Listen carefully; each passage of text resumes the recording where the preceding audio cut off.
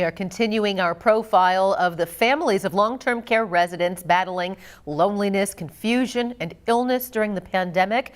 One of those stories hits close to home for us. Good Morning Iowa anchor Jackie Schmillen shares her story.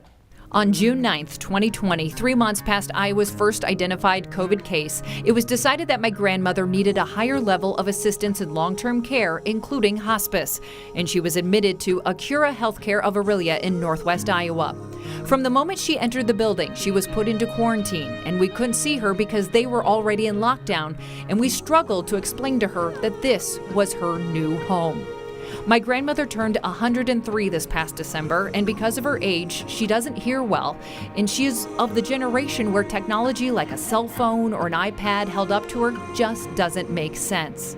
We've quickly learned that when words don't work, posters and smiles are enough to do the trick for now.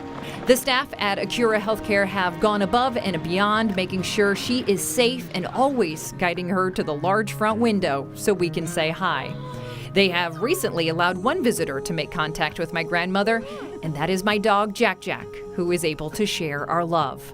Like other long-term care facilities in the state, they are now scheduling supervised visits, but you are not able to get close to your loved ones. And with my grandmother's hearing issues and confusion of the current situation, we continue at this time to make our visits through the glass.